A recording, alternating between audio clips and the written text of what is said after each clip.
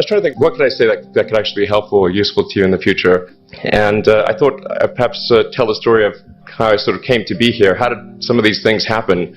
And maybe there's some lessons there, because I often find myself wondering, how did this happen? So when I was young, I didn't really know what I was going to do when I got older. People kept asking me, and eventually I thought that the idea of inventing things would be really cool. And the reason I thought that was because I read a quote from Arthur C. Clarke, which said that a sufficiently advanced technology is indistinguishable from magic. And that's really true. If you go back, say 300 years, the things that we take for granted today, you'd be burned at the stake for. You know, being able to fly, that's crazy. Being able to see over long distances, being able to communicate, having effectively, with the internet, a group mind of sorts, and having access to all the world's information instantly from almost anywhere on the earth. This is stuff that really would be magic, or would be considered magic in times past. In fact, I think it actually goes beyond that, because there are many things that we take for granted today that weren't even imagined in times past. They weren't even in the realm of magic. So it actually goes beyond that. So I thought, well, you know, if I can do some of those things, basically if I can advance technology, then that's like magic, and that would be really cool. And I also had sort of a slight existential crisis, because I was trying to figure out what does it all mean? Like, what's the purpose of things? And I came to the conclusion that if we can advance the knowledge of the world, if we can do things that expand the scope and scale of consciousness, then we're better able to ask the right questions and become more enlightened. And that's really the only way forward. So I studied physics and business, because I figured in order to do a lot of these things, you need to know how the universe works, and you need to know how the economy works. And you also need to be able to bring a lot of people together to work with you to create something, because it's very difficult to do something as an individual if it's a significant technology. So I originally came out to California to try to figure out how to improve the energy density of electric vehicles, basically to try to figure out if there was an advanced capacitor that could serve as an alternative to batteries.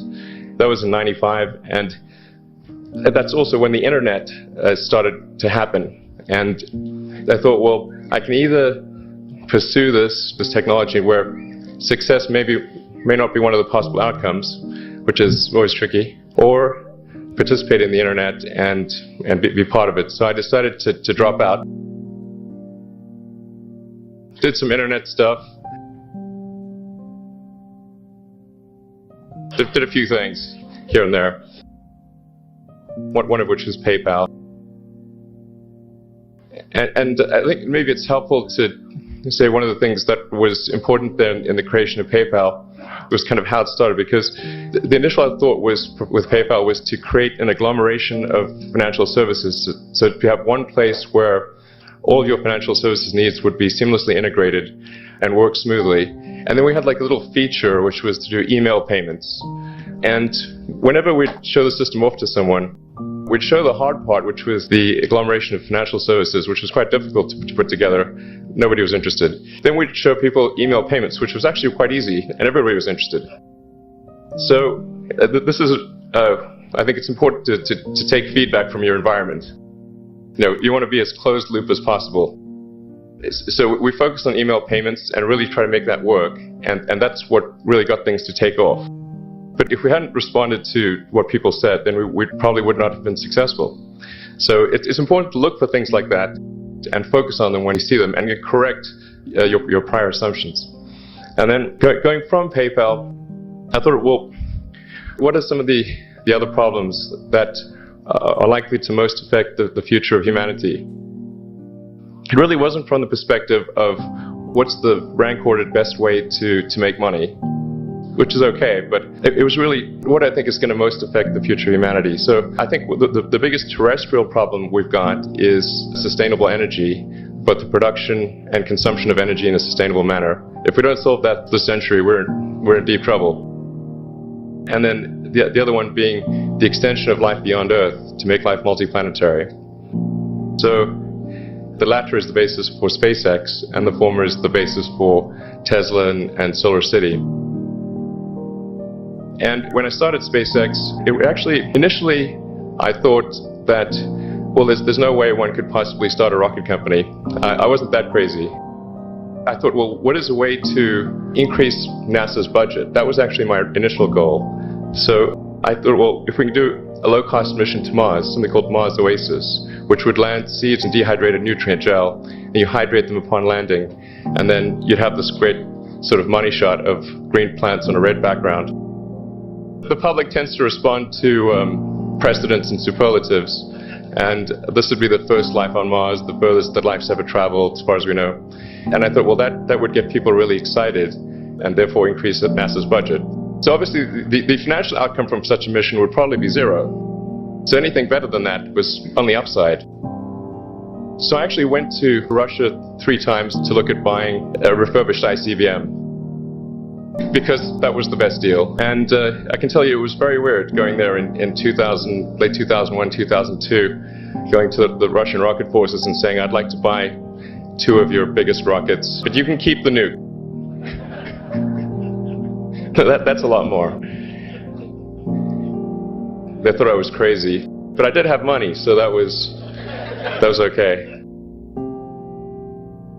After making several trips to Russia, I came to the conclusion that actually my initial impression was wrong, because my initial thought was, well, that there's not enough will to explore and expand beyond Earth and have a Mars base and that kind of thing.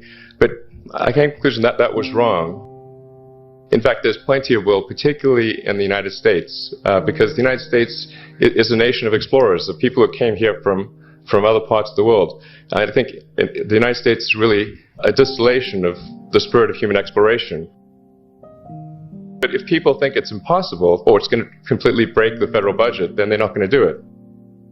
So after my 3rd trip, I said, okay, well, what we really need to do here is try to solve the space transport problem. And started SpaceX. And this was against the advice of pretty much everyone I talked to. One friend made me sit down and watch a bunch of videos of rockets blowing up. Let me tell you, he wasn't far wrong. It was tough going there in the beginning, because I'd never built anything physical. I mean, I'd built like little model rockets as a kid and that kind of thing, but I'd never had a company that built anything physical. So I had to kind of figure out how to do all these things and bring together the right team of people. And so we did all that and then failed 3 times. It was tough going. Because the thing about a rocket is the passing grade is 100%. And you don't get to actually test the rocket in the real environment that it's going to be in. So I think, so the best analogy for rocket engineering is like if you want to create a really complicated bit of software, you can't run the software as an integrated whole, and you can't run it on the computer it's intended to run on. But the first time you put it all together and run it on that computer, it must run with no bugs. That's basically the essence of it. So we missed the mark there. The first launch, I was picking up bits of rocket near the launch site. It was a bit sad. But we learned with each successive flight, and were able to, eventually with the 4th flight in 2008, reach orbit.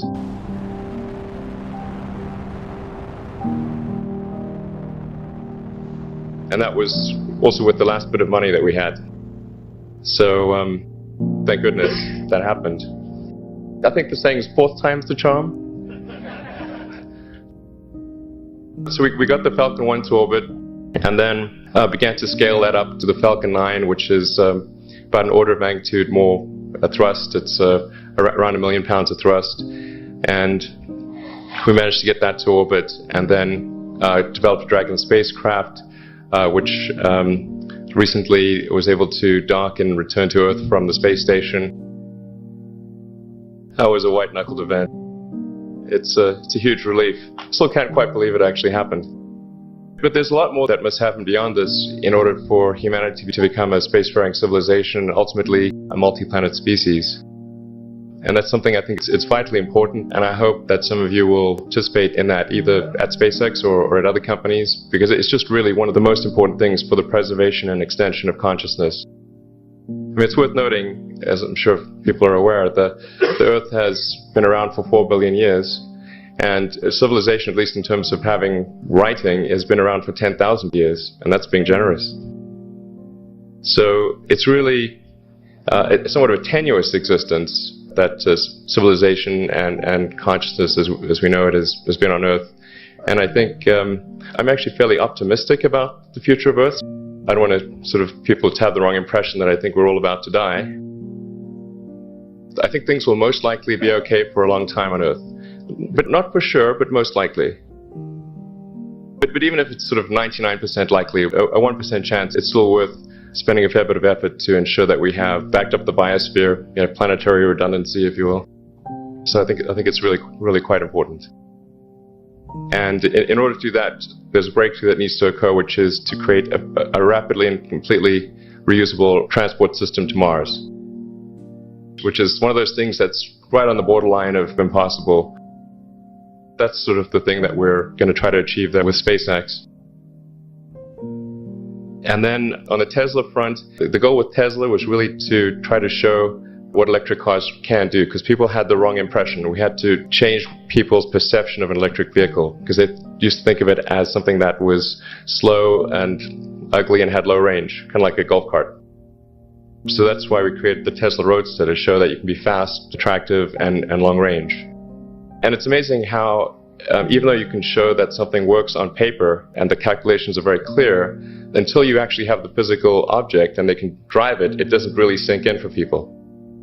So that, I think, is something worth noting. If you're going to create a company, the first thing you should try to do is create a working prototype. Everything looks great on PowerPoint. You can make anything work on PowerPoint, but if you have an actual demonstration article, even if it's in primitive form, that's much more effective for convincing people.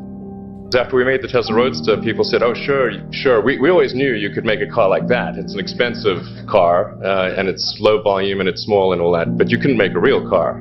Like, okay, fine, you've got to make that too. But I think the overarching point I want to make is that you guys are the magicians of the 21st century. Don't let anything hold you back. Imagination is the limit, and go out there and create some magic. Thank you.